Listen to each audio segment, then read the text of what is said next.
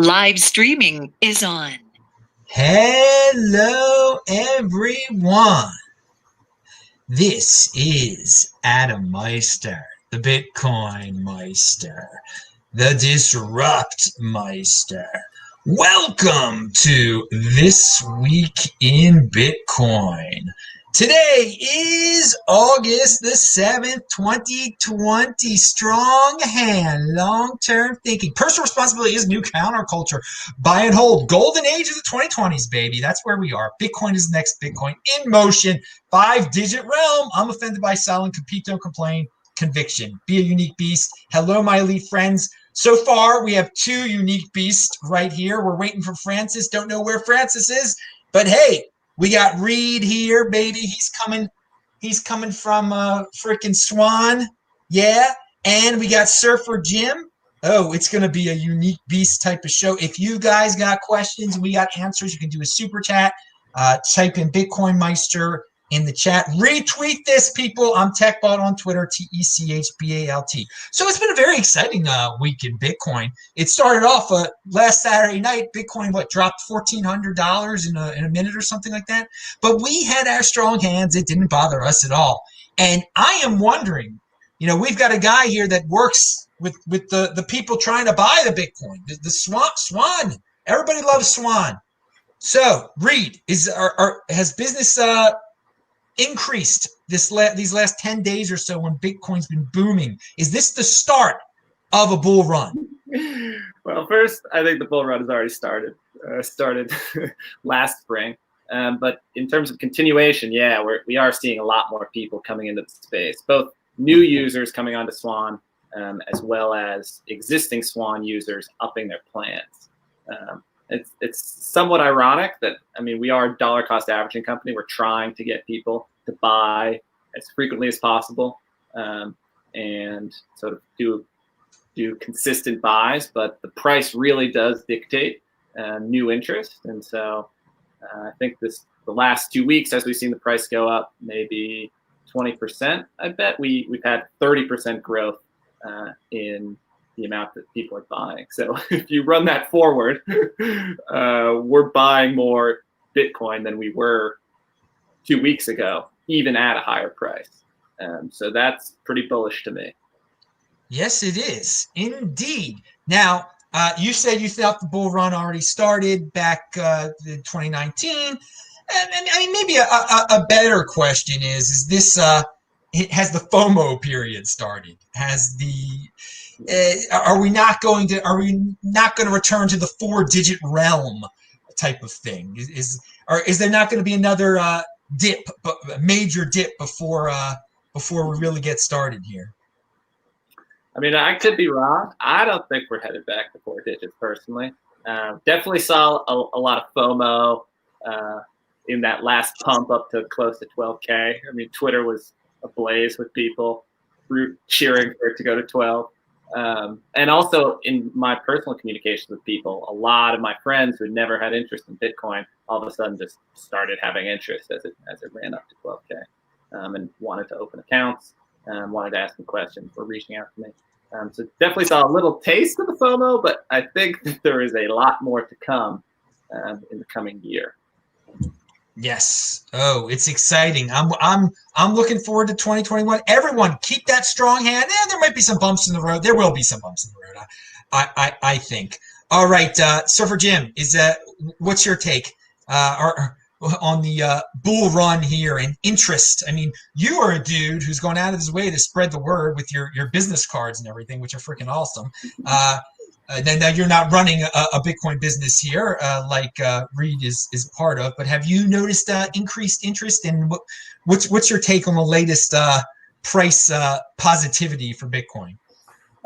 So as you're aware, I do give out a business card that has a bunch of Bitcoin resources on it because it's hard to direct people when you're not with them.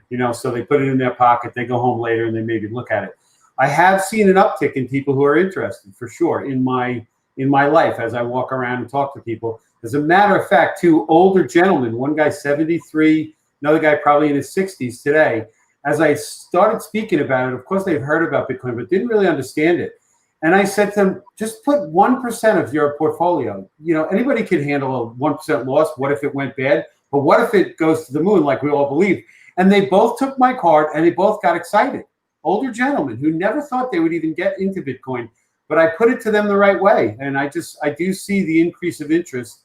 I'm not sure if the bull run is totally kicked off. And I could see 4 digits temporarily because of market manipulation, possibly. There's some whales out there that I think can push the price around from time to time. I even heard that dip last week was a result of a large order selling over the 12,000 mark, and it pushed the price down. So could it happen? Yeah, but we're still going up eventually over time. There's only one way. Bitcoin's going, and it's up. A lot of people got liquidated there. All the gamblers back last Saturday night. Don't be a gambler. Reed, do you have any thoughts on that liquidation from last Saturday night? Now that we brought it up. Yeah, I mean, I think it's just a good example of why you don't want to use leverage, even in small amounts. Bitcoin is just absurdly volatile, and you never really know when it's going to go up 20% or when it's going to go down 20%. And March 12th was a good example of that. A lot of people, like a lot of even very smart people, got liquidated because they even set really low stops or low leverage. They still got liquidated. I mean, it doesn't concern hodlers, but it is a good reminder not to lever up in Bitcoin. Well, March 12th was a day for the impulsive. I mean, there were people that didn't get liquidated that decided to sell their Bitcoin that day. That was not a day to sell your. That was a day to buy freaking Bitcoin, baby. I look back on that time frame very fondly because Bitcoin was on a 48-hour sale around that time period. Oh, it was good. It was darn good, and it's a shame. Some people are going to look back with a lot of regret on that day because I mean it got down below $4,000. It's almost tripled since. All right, fiat freaks, you value your wealth in fiat. We're just trying to get more Bitcoin over there. Pound that like button, people. All right, now let's move on to a topic that a new story. This wasn't covered any time during this past week because it just broke today. This story. All right, are you ready? This is from Barry Silbert, and are you ready? Grayscale's national ad campaign kicks off next week with a TV ad on CNBC, MSNBC, Fox, and Fox Business. We're going to bring crypto to the masses. All right. So, Surfer Jam, are you going to be watching CNBC waiting for that ad? Or what do you think about Barry Silbert and marketing? I mean, it's free marketing for Bitcoin. That's what it's good for. I don't watch television. I don't even own a television, so I won't be seeing their ad. But I also don't care. But I do expect some phone calls from some people when they see the ad and they say, "Oh, that Jim knows about Bitcoin." Unfortunately, it's held in trust. It's not owning real Bitcoin. I'm not a big fan of the whole crypto thing, as I think you're aware. It muddies the waters. It sends people down the wrong road, thinking that they're all equivalent. What about this Ripple and this other thing? And we all know they're not the same. So it's unfortunate that a lot of people are going to waste a lot of time looking into the wrong things, but the exposure to Bitcoin is always good. So it gets people talking. It's hilarious that you said, "What about this Ripple?" If you look at the thread that Barry Silbert started, and it's quite popular. A lot of people have retweeted this because they're excited, and I'm excited. Who knows what it's going to bring? What type of attention it's going to bring over to Bitcoin? But there are people that are like, "Why can't you get into Ripple? Why can't you have a Ripple trust?" And then people are like, "Why can't you?" They're naming all their altcoin flavors of the month. Barry, why can't you do this? It's so funny. It's so typical. I mean, you're trying to tell this dude how to run his business to pick up your third tier altcoin or whatever. I mean, you publicize it yourself, dudes. But the thing that is interesting is that I don't like people holding their Bitcoin that way because it's not really Bitcoin. They're not buying Bitcoin. They're buying into this GBTC thing, right? Right. But there are a lot of people that are going to be the type of people that watch CNBC. I mean, they're used to third parties holding their Bitcoin, their finances. Okay, they're totally used to that. So this will just be like they won't even question it. They'll be like, oh yeah, you buy the Bitcoin in a fund, and they might just go do it. I mean, he might get a lot of business, and I mean that's his personal business. He might get a lot of business from this, but it's obviously not the best way to buy Bitcoin. It's so much simpler than what he's offering there. So I don't know if you have anything to say about that aspect of it, Jim. Yeah, the custody part, as we know, Bitcoin is a bearer instrument. You can own it and it's unconfiscatable, and you don't need a custody service to hold your Bitcoin for you. It's always at risk if a custody service is holding it for you. But I agree with you. There's a lot of older investors, a lot of just regular investors, and they set up an investment account and they never see a stock certificate in their life. They just see a screen that says they own some.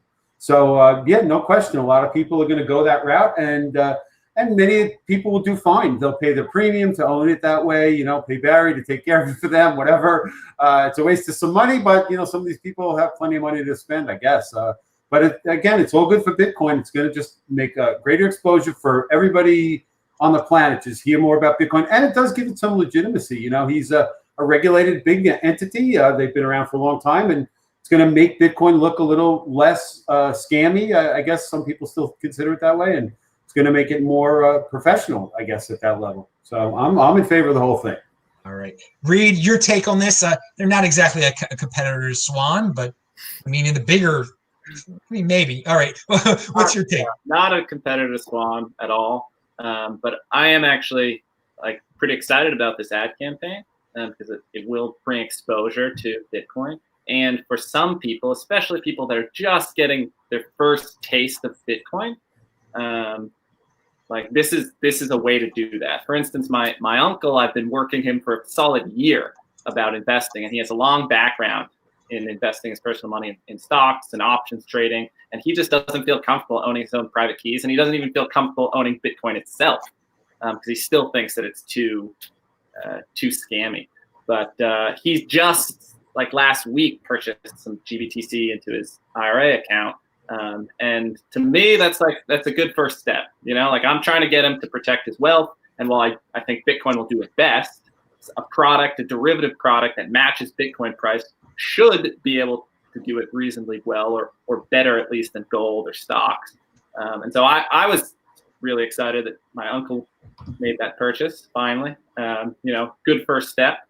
Eventually, a year down the line, I'm going to try and get him to hold his own keys. But I think that this GBTC ad push could get a lot of people their first step in owning or thinking that they own Bitcoin, even if it's just a derivative. It's a positive spin on the situation to say this is a good first step. They're going to think they own Bitcoin. Maybe one day, they really and will own you just Bitcoin. Hope that they learn about Bitcoin and stay interested as the price goes up, and then end up owning the actual thing, so they don't get screwed in the case of an eventual rehypothecation scheme. Let's talk about marketing a little bit here, because this is all. I mean, he's given free marketing to Bitcoin, and of course, Surfer Jim he does it on the streets by giving out cards. What is your take, Reed, on the overall and what you guys do at Swan? Is you guys are you have outreach, incredible outreach, and you intertwine yourselves with regular people in the community. Get on any show possible. So what's your take on the future of Bitcoin marketing?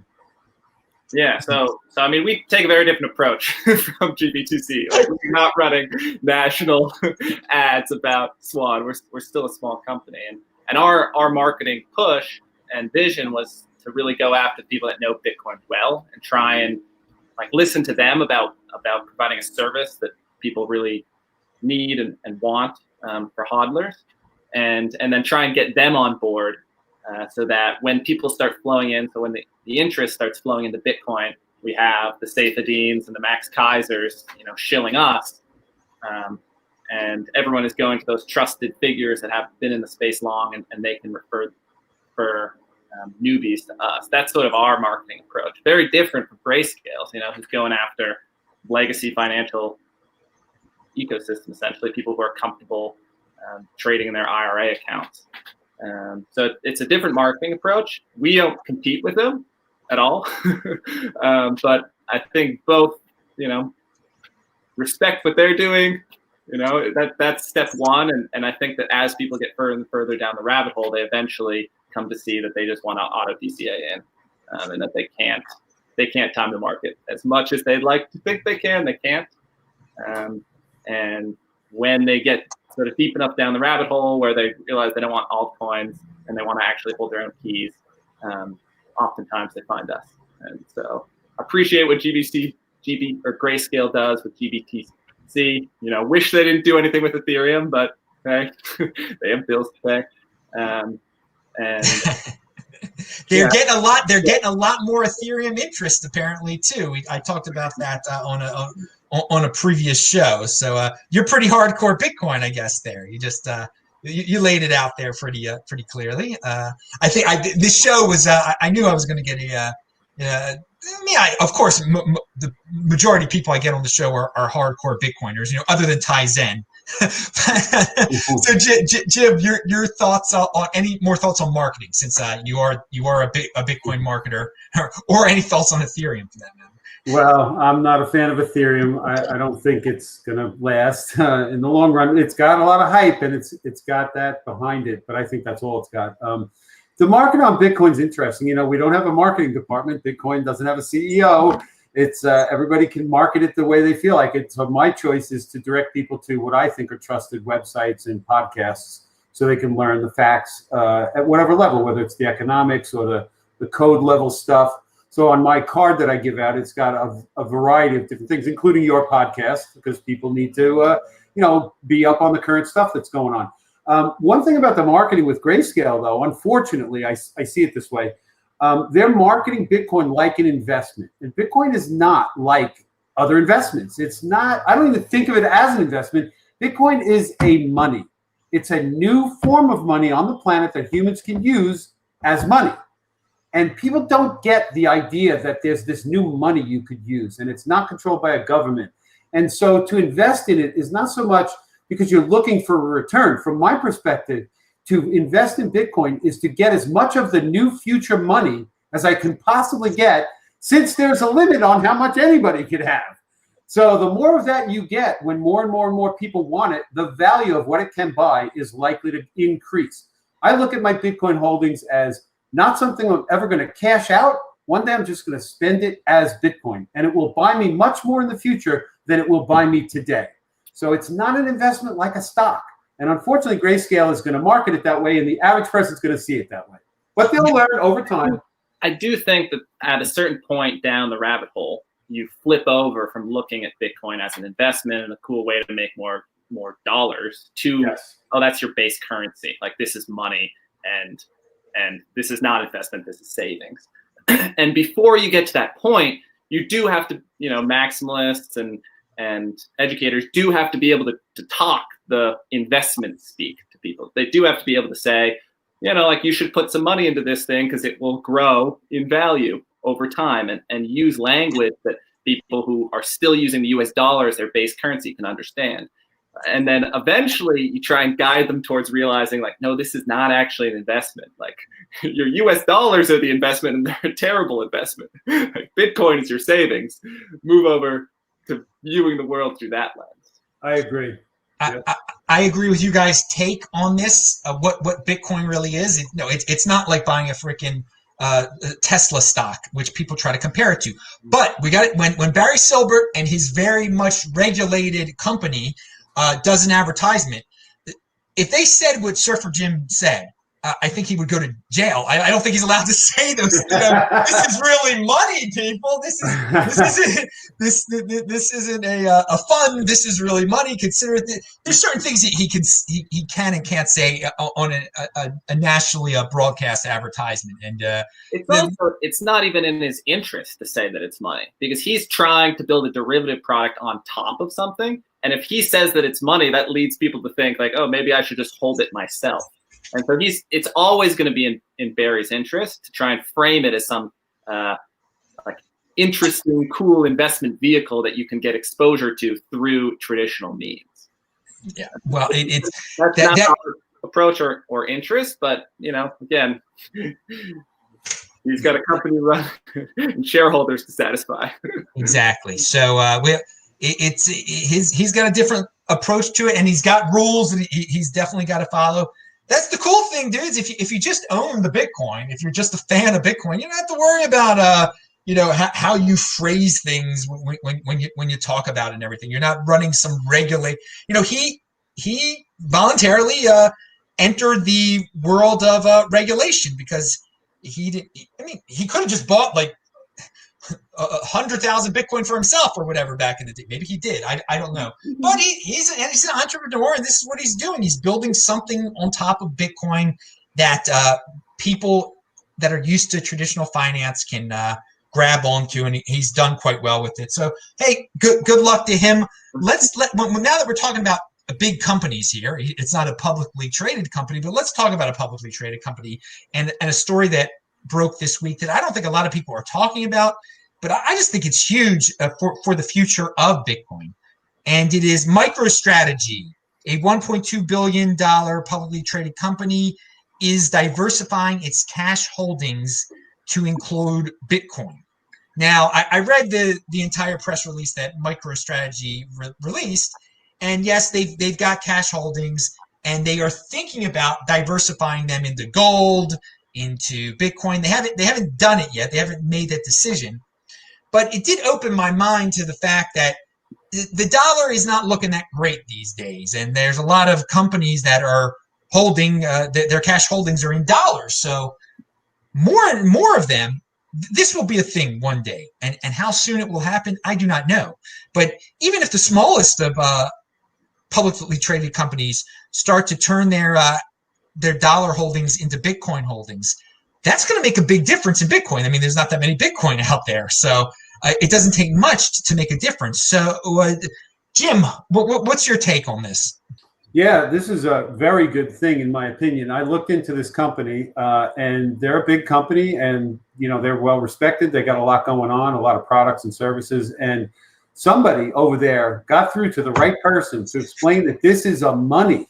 This is a way to store value for the future and then get it back if you need it. And cash has no return right now. The US dollar, you can't make any money on it. You can't get barely 1%, and that's going to be taken away by inflation. So what I read about this company, they got $500 million in cash, and they're going to take half of that, $250 million, and possibly put it into Bitcoin to let it sit there until the future. That's big, because when a big company like this does it, other companies are going to step up and pay attention and go, wait a minute, why aren't we doing something like that? What do they know that we don't know? And it's just going to ripple through big businesses. And people are going to start paying attention, and you're going to hear this way more often. I can see it, definitely. I agree. We're going to hear more about it. And even if they don't do it, it's out there now for other people. It's definitely a more legitimate process because it's been tossed out there in an official press release. So I hope every company does it. I don't know how soon it will be, but many companies will do this. Before we get Reed's take on this, I just want to say to everyone watching this show live right now to pound that like button, to subscribe to the channel and the backup channel. And if you have questions, seriously, do a super chat. Just type in BitcoinMeister. We don't know where Francis is, so we've got some excess time here, so we can answer your questions for you. This is usually we can't answer that many questions on the This Week at Bitcoin show. Now, so Reed, what's your take on this? Yeah, so I think eventually every company is going to do this, but this company in particular, I think, is reflective of what sorts of companies will start the ball rolling first, which are software companies that already feel comfortable doing cloud computing or doing working in technology. Like I think the Googles of the world and the AMDs of the world, they're going to be the ones that first start moving their balance sheet into Bitcoin, whereas sort of the Caterpillars of the world may be slower to that boat just because they're not as comfortable with digital assets. So that was the first thing. The second thing that really stuck out to me about that earnings call was how intelligently the CFO and the CEO were discussing and laying out inflation and the risks of holding large cash balance sheets. And it was, they were clearly not Bitcoin maximalists, but they were trying to grapple with something that all companies are going to be grappling with more and more and more. And these guys were not dumb. They clearly saw what was happening to their cash and the real purchasing power of their cash. And they were sort of trying to grasp at solutions. And and came up with gold and silver and Bitcoin. And I think more and more you're going to see smart CEOs making this call as they see their balance sheets be eroded. The nominal balance sheets remain high, but the real value of their balance sheets be eroded through money printing. Dude, great point about the tech companies more likely to do it. And in this day and age, it's the tech companies that are doing better than the regular old traditional companies. I mean, when you think tech company, you think about Apple, and Apple's got a lot of freaking cash on hand. If they just did a little teeny percentage of what they got laying around, it would make a big difference into Bitcoin. So may it happen soon. May it definitely happen soon. So let's move to companies that maybe, well, they're not tech companies, and they're probably not that friendly toward Bitcoin. They've said some whack things about Bitcoin. And when I say they, I mean Goldman Sachs, okay? Goldman Sachs had a press release this week, or I guess it was a press release, articles written about how they are eyeing, that they might want to have their own stablecoin. Now, in the past, Goldman did not have good things in the recent past. Goldman seemed a little confused about Bitcoin, or maybe it was purposely confused. Who knows? Bitcoin, I think they'll get into Bitcoin one day, but they definitely want a piece of the cryptocurrency pie, even though they might have not spoken highly about it before. So we'll stick with you, Reed, since we were just talking about tech businesses. What's your take on Goldman having a stable coin and Goldman and the cryptocurrency ecosystem? I mean, I hope that nobody ever invests in Goldman stablecoin. I think that's totally misguided. And I think that more realistic option for them to try and get a piece of the pie, and actually I think a more dangerous option for them to try and get a piece of the pie, is the news that came out last week about the OCC sort of giving a go-ahead for banks to start custodying crypto assets. And I think that that's a higher likelihood chance for them to try and capture a piece of the Bitcoin pie. And I think it's also more dangerous. I don't think that they're going to be fooling anyone with a stable coin backed by Goldman Sachs. I mean, they're a large company, but they won't be able to compete either with Bitcoin or with an even larger company like, the Fed, private Fed issuing a stable coin. So I don't think that realistically is a threat, but I do think that Goldman, essentially people custodying their Bitcoin with Goldman, is dangerous, because if Goldman has made their entire business model and survive based on fractional reserve banking, and that is not going to work with banking on Bitcoin. And so if they try and import over their old model onto Bitcoin, they're going to wreck their customers. Unless the customers demand a proof of reserves, which they could, but they probably won't, because they never demand proof of reserves with their cash. I will say this: I think if Goldman Sachs does go through with the stable coin, I think it'll be good. I think it'll be good for the space. It'll just show now even the banks want a piece of this cryptocurrency thing. How bad can it be if the banks are in it? It's pretty darn legitimate. If the United States has a Fed coin, Goldman has a coin, Facebook has a coin, everyone's got a coin. What's wrong with this Bitcoin coin? Jim, do you think Goldman will go through and have a stable coin one day? And will they be holding all the people on CNBC's Bitcoin for them? Yeah, well, if they can get away with it and make money, they'll do it, I'm sure. So unfortunately, to me, they're all just rewards points tokens. They're not a money like Bitcoin is acting as money and will be money. They're all centrally run by a small group of people. Unfortunately, what's happened is this narrative around this ecosystem, that there is this giant ecosystem called the cryptocurrency ecosystem, is nothing but a big smoke and mirrors thing, really. There's only one of these things that matters. It's Bitcoin. All the rest are just junk. And the fact that regulators are getting involved and politicians and Congress people are thinking about how to regulate. It's like, if you just said these are all rewards points that you can redeem for products at our store or something, would they even care? Would there be regulations? Would Barry Silbert have to jump through hoops to custody people's rewards tokens? No, right? This is the biggest joke going. Like 20 years from now, people are going to laugh at the people the really smart people in 2020 that thought that there was a crypto economy worth building. It's just insane to me. It's just, I can't fathom any of it, to be honest. But it's going to happen because there's way too much money, way too many people invested in it in all different angles. They want it to pump. They want their coin to pump.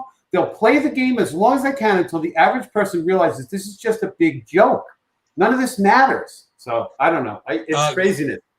Good rant there, but there's going to be people. Diversification for the sake of diversification. They're going to want some. Hey, this Bitcoin's too expensive. I need something else for my crypto portfolio. I've always laughed at the whole crypto portfolio thing. I often get asked, "What's your crypto portfolio?" I'm like, I'm a freaking BitcoinMeister. Bitcoin. That's my. Yeah, I keep it simple here. But people, there's complexity worship. There's also all sorts of oddities in life. Reed, you were laughing your butt off there. Do you have anything to add to it? I fully agree. Fully think that it's a total sham. Unfortunately, I also think that the crypto ecosystem, Ethereum, whatever new DeFi token people have, that doesn't fully collapse until central banking collapses. And because central banking collapses when the population recognizes that it's inherently a sham and they want a hard money, and everyone moves on to Bitcoin. So I think that as long as central banking can operate, we're going to continue getting these scam tokens. But every day that you print more and more hodlers, people who opt out of central banking and opt out of the scam tokens, that's one step closer to both of them collapsing. And so I can't say that like Ethereum is going to go down the tubes in a year. Like I think Ethereum is going to go down the tubes when central banking goes down the tubes. Well, I wouldn't hold your breath on the masses picking up on central banking and figuring it all out. Because I mean, if you look right now at the masses, I mean, they're scared to leave their freaking houses. Okay, I mean, they're in a mass panic and a mass hysteria. They believe anything they're fed. So I've said I don't see the dollar going anywhere anytime soon. People eat up what the TV tells them. Hey, and that's why Barry Silbert's he's spending money on some of that TV time to get some of those people onto his side. You can't blame him. It seems like the TV is the king of everyone, the king of the 80%ers these days. They blindly will listen to anything that CNN tells them. All right. Now, so let's stick with stable coins here, and let's stick with Reed, because dude, you had an interesting tweet out there. How long until Tether gets shut down or regulated out of existence? Yeah. So let's because Tether is a different type of stable coin. It isn't. They're not following any rules. They're not following it. They've just done their own thing. And of course they're the most popular stable coin. Not a coincidence. So what do you got to say about that? Yeah, I think because they didn't start as a Goldman Sachs coin, they started further away from regulation to begin with. And so, if Goldman actually launches a coin, they're going to just have regulators breathing down their throat much more. That being said, Nick Carter has written a lot about this, that all stablecoins have this issue where when you get into them initially, you can enforce KYC, but within the stablecoin itself, transferring funds, it's much, much more difficult to enforce KYC. And governments looking at that are never really going to allow that. Once they recognize that it is transferring enormous amounts of value, they're going to want to shut it down. And if they can't shut down people getting into it initially, as Tether, moves from Ethereum to Tron to some other database system, they're gonna eventually just go after Tether itself. And so I've been trying to figure out how long that's going to take. And I think, I put that tweet out to try and gauge what Bitcoiners think. I think that it's probably still 5 to 10 years off, but it's coming. It's coming as Bitcoin starts to take value out of the existing system, and as stablecoins become an on-ramp and an increasingly easy to use on-ramp to Bitcoin. The regulators are going to start breathing down Tether's neck. Well, and the more, if banks actually get their own stable coins, they're going to put pressure on regulators saying, hey, we have to follow the rules. Get rid of this competition for us. They're not following the rules. go smack them down. The New York Attorney General, in her infinite wisdom, has been interested in the Tether Bitfinex stuff. She's interested in a lot of stuff, apparently, if you know, she press release yesterday, but that's beyond Bitcoin type of stuff. I think that move will backfire on her, what she did yesterday. New York Attorney General, man, just getting into everybody's darn business. Okay, going back. So let's talk to a New Yorker. What's your take on Tether lasting and anything else there, Surfer Jim? Well, I always laugh when I hear this phrase stablecoin. You know, it's supposed to be pegged to $1, and are we supposed to assume $1 is stable? Because it's certainly not. But you know, people want to value their wealth in something, so I guess they consider that stable. And a lot of things are priced in dollars, as we know. But it's kind of silly because what you've just basically done is you've sent them some dollars and they've given you a digital token. They control the whole system. It's not like owning some Bitcoin, so they could be shut down, and all those dollars you think you're going to turn your tether back into might just evaporate. I can see regulators definitely getting involved if they can find a way. It's you know, it's a worldwide thing, so I don't know what jurisdiction they're in or who would come down on them, but you know, they're a money services business. They're moving money around. I don't know what kind of rules they're supposed to follow, whether they're following them, but in the end, it's irrelevant.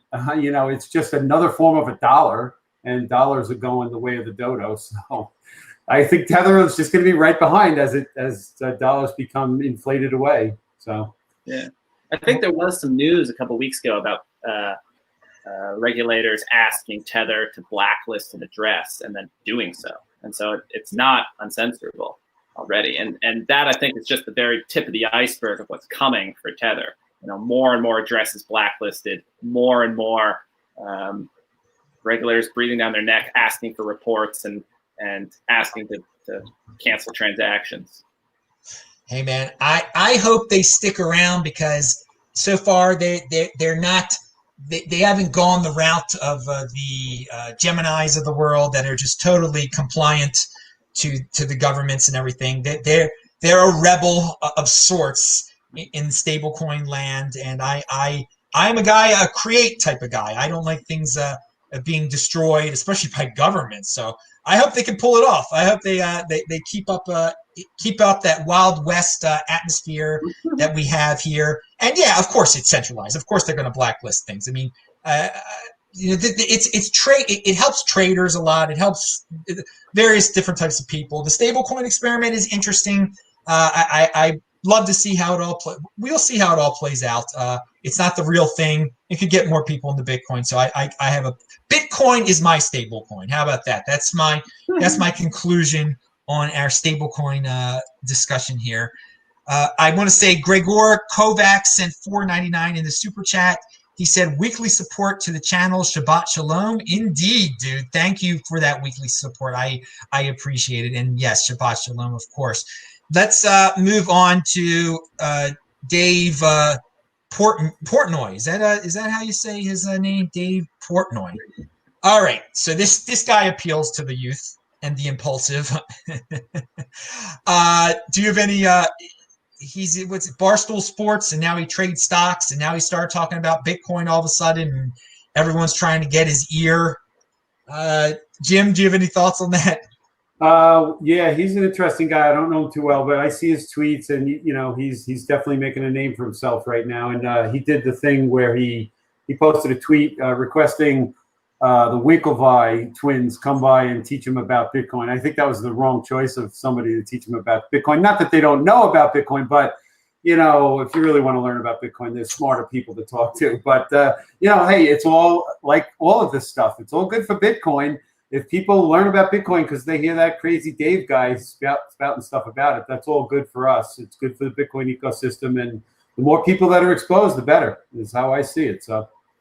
Yeah. All right, Reed, has Swan reached out to Dave Portnoy? We have. Fortunately, hasn't responded for comment, but we tried to get Jan to explain Bitcoin to him. Jan wrote "Inventing Bitcoin," and I think is maybe a better spokesperson for the protocol than the Winklevoss twins. But yeah, I think Dave Portnoy getting into Bitcoin's bullish. I mean, he's sort of been eviscerating the Wall Street suits through comedy with his day trading and pointing out that the whole system is rigged and a mess. And hopefully, if he actually starts going down the Bitcoin rabbit hole, he can guide users from like this whole system is rigged and a mess and finances don't make sense toward, oh, Bitcoin fixes this. We'll see whether that happens. I hope it does. But he has thus far, through comedy, pointed out all the problems with the existing system. So I'm hopeful. Yes, I consider it definitely a positive development there. He is an interesting, very, very, very interesting fellow, and I hope he's not too impulsive and just all of a sudden gives up on it. Now let's go back in time 3 years ago. User activated soft fork, birth of Bcash. Everyone thought Bcash might. All these people were worried about Bcash destroying Bitcoin, splitting the community. Now Bcash is about to split again, perhaps. Do you have any, Reed? Do you have any user activated soft fork memories from 2017? Any memories of that? The whole SegWit stuff, the scaling battle, and thoughts now 3 years later on how it all turned out. No, I'm relatively young to Bitcoin. Actually, I got in that very end of 2018. Actually, right as it was crashing. So I'm learning the history of that through reading articles and being on Twitter. So I'm going to have to defer to Jim. What got you into Bitcoin when Bitcoin was going down in late December? I remember that time very well. Bitcoin was in the 3,000s again. Yeah. What piqued your interest at that time, or were you already sort of interested? Partly it was sort of personal things going on in my life. I found myself coming into a little bit of inheritance from my grandparents that had recently passed away, and was trying to figure out where to allocate that to, and was looking hard at the stock market and coming to the same realizations that Dave Portnoy had, that it was just a total rigged mess, and vastly overvalued and really risky. And I was trying to look for other things to invest in, and Bitcoin popped into my radar, partly because it had just dropped then down from 6,000 down to 3,500 or 3,200. And yeah, managed to get sucked in through the lows, and I've studied the history since then to get back into it. But I'm new. So were you able to turn some of that inheritance into $3,500 Bitcoin there? Get it I on. didn't have the balls at the time to do so. Actually, no, I did have it to do so, getting like maybe 1 million sats. But mostly as soon as it started going up, that pump up to 5,000 last spring, that convinced me that this is not going away, and I needed to go all in. All right, very, very, very interesting birth story there on your part. Everyone's got a different one.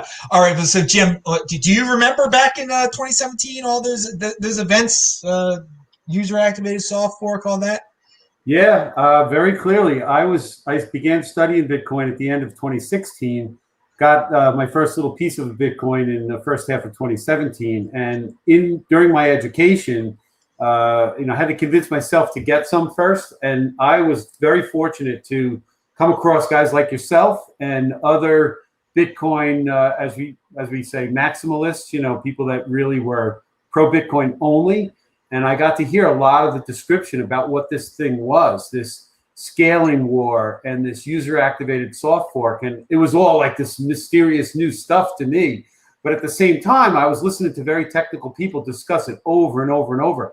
And the user-activated soft fork was very unique because you had one guy, goes by the name of Shaolin Fry, had posted an idea on how to get SegWit added into Bitcoin. And you had these different camps of people. Some didn't want SegWit, they wanted bigger blocks. And the core developers said, no way, you're going to wreck this thing.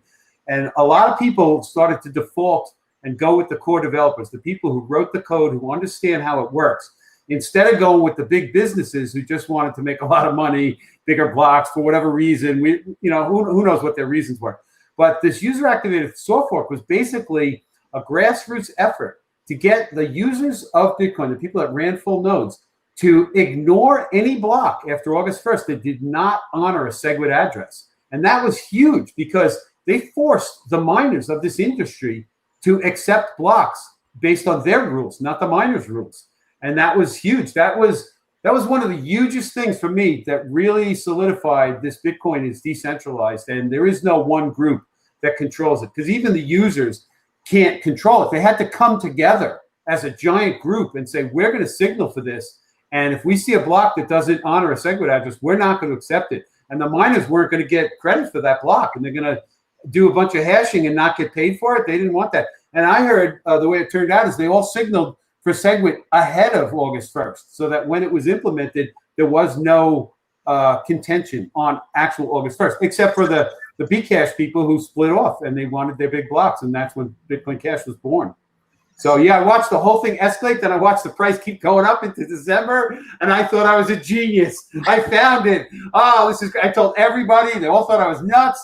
Most of them didn't join. Now a lot of them are coming back, and they're starting to wonder, maybe I had something to say back then, you know? So it was very interesting. I'm glad I lived through it, and it was great to celebrate the anniversary a few days ago, last week.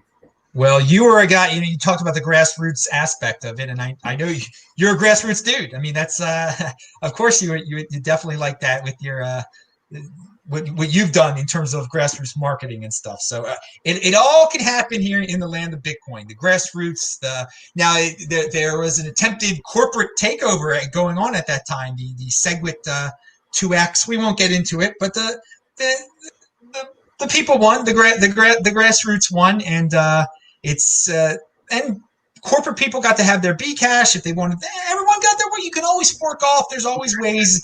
There's always ways in Bitcoin to everyone to get what they want. Sorry, can I shill some more grassroots stuff? Yeah, please. There was a tweet a week ago Matt Odell put out, and it had something to do with there are a bunch of new people getting into Bitcoin, but there are also a bunch of new people helping to educate about Bitcoin. And you're aware of Nick from Bitcoin Magazine. He and a friend of his, Optimus Fields, they decided to start a podcast, Bitcoin Kindergarten. So I get to participate. We get a bunch of people in there, new people that have basic questions, and we try to answer them. And so we're doing that every Thursday night. Just one more place for people to get some Bitcoin information from hardcore Bitcoin people that have studied hard, that, you know, we believe we know what we're talking about, and we're trying to help educate the next wave of people. We do see a new bull run coming, and the more content out there that people can find that's accurate, the better off the ecosystem is going to be. So there's another place where people can learn about Bitcoin, and the new podcasts are popping up every week, it seems. So all good for Bitcoin. All right, I got to say, all these dudes that are all here on the show, and Francis, who we don't know where he is, they're linked to below. So follow them on Twitter, and you'll get updates like that.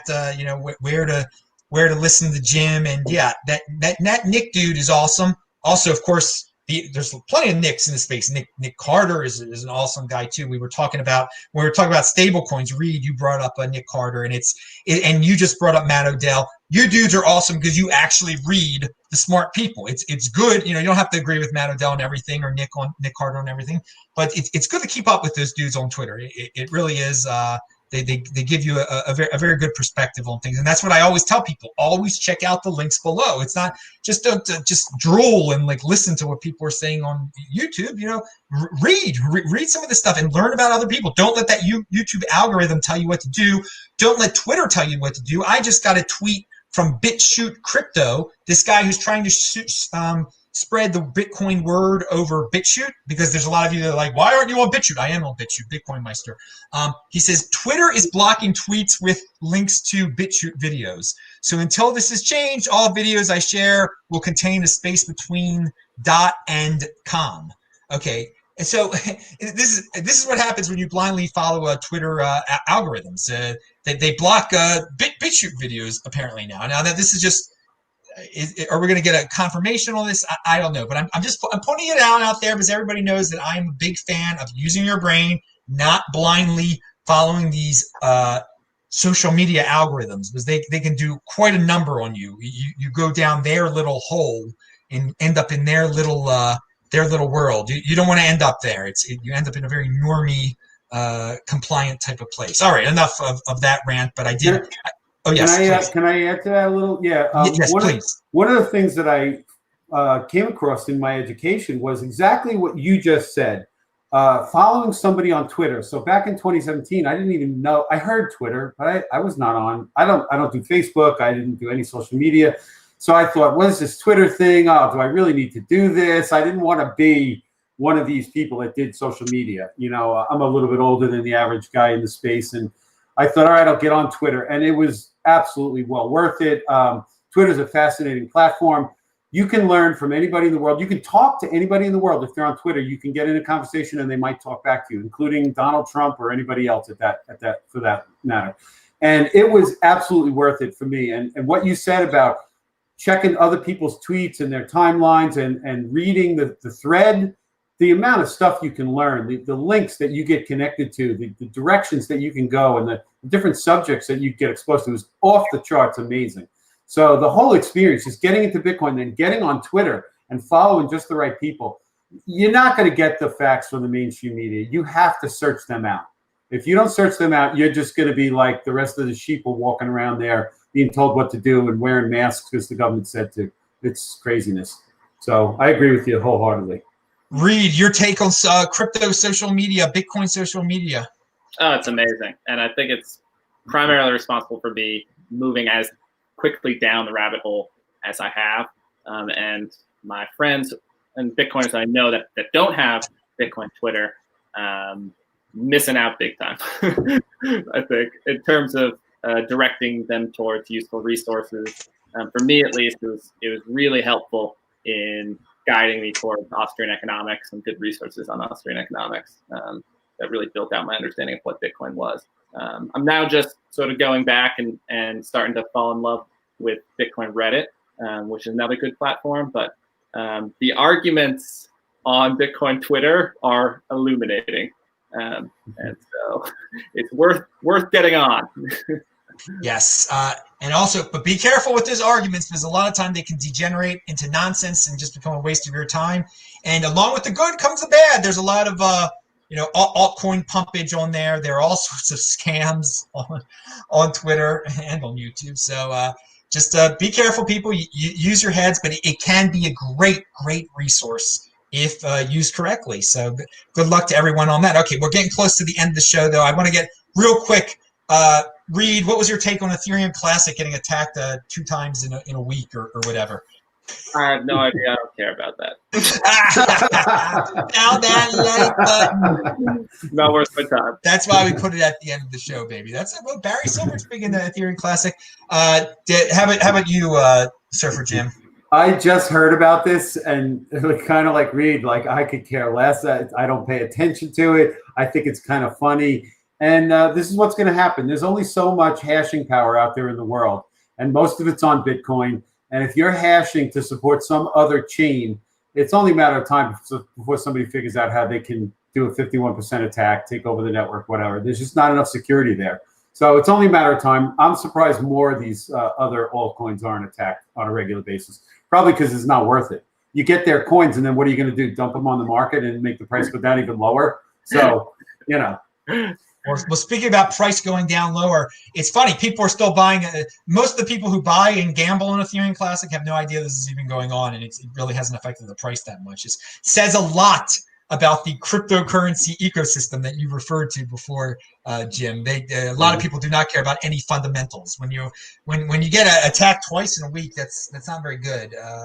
No, not at all. All right. So let's get to conclusionary thoughts. Any stories that got left out here? Anything you guys want to bring up? Reed, we'll start with you. Start with Jim.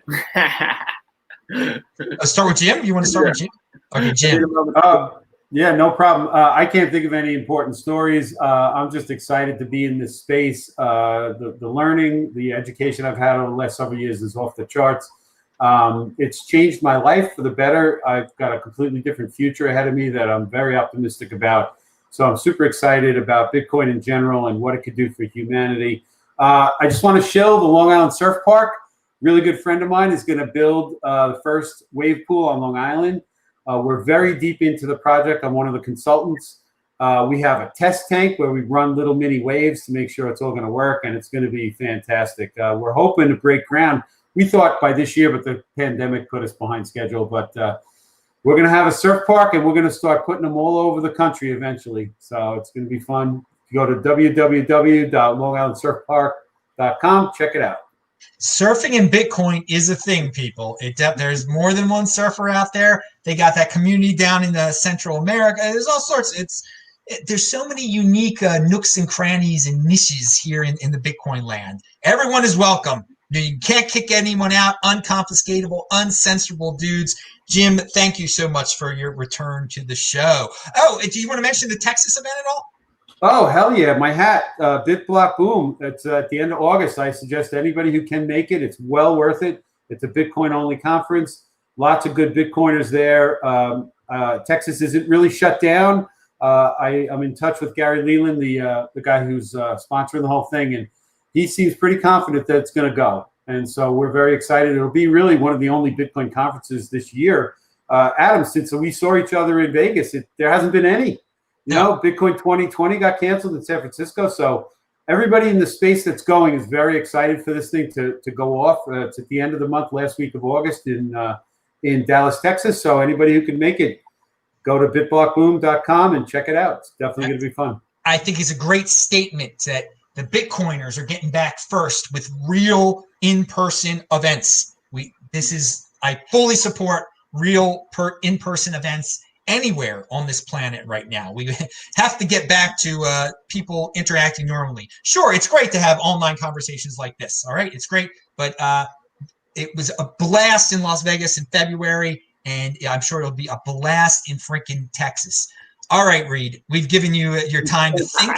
What do you got there? Only noteworthy thing of the week I remember that we didn't cover was the Fed announcing that it's going to go forward with trying to keep inflation above 2%, which is something that I think Bitcoiners were all expecting would happen, but it's just sort of one more step along the journey toward hyperinflation. So it's not really unexpected, but I think that the publicly proclaiming that they're going to try and keep it above 2% is new. All right. Any Swan thoughts? Any Swan promo you want to do? Oh yeah. Come sign up for an auto DCA plan. It's sweet. It's takes money straight out of your bank account each week. You don't have to think about it. Really low fees, as low as 0.99%, and then we have auto withdrawal. So we auto withdraw from your bank account, buy Bitcoin for you, and then can set up an auto withdrawal to your Bitcoin wallet. If you don't feel fully comfortable having your own Bitcoin wallet, no worries. We can store it in your name legally at a registered registered trust company. But eventually, we're going to guide you towards self-custody. So if you sign up at swanbitcoin.com/Reed Wommack, you can get $10 free Bitcoin, and all it takes is $10 a week, $10 a month. All right, dude. The goal is self-custody, people. Be a unique beast. Be independent. Real quick, you mentioned hyperinflation just now. Do you really think that will come to the United States one day? Yes. Yes. Definitely. Really? Okay. That's Reed. That's Reed. We can get another show about hyperinflation and whatnot. So hey, dudes, at the very least, the United States is straight up saying they want inflation. They want inflation. That should tell you should not be saving in dollars. But most people they're just too worried about. They're too scared about going out and whatnot. We're living in interesting times, to say the least. Well, thank you very much, guests. We don't know where Francis is, but hey, these two dudes rocked the freaking world. It was like we had 3 men on here today. It was what we did. It was like we had 5 freaking dudes on here today, okay? So pound that like button, bang that bell button. You get a new show here every week. We have conviction. If someone doesn't show up, we keep on doing the show. It doesn't matter, baby. You're going to get this every Friday. I don't know what time every Friday. It depends where I am. All right, dude. So thanks a lot. Spread the word on Twitter, TECHBALT. Follow these two guys. Shabbat Shalom. I'm Adam Meister, the BitcoinMeister, DisruptMeister. Tomorrow on the backup channel, Beyond Bitcoin, of course. And just check out the archives, disruptmeister.com. Everyone have a fun weekend.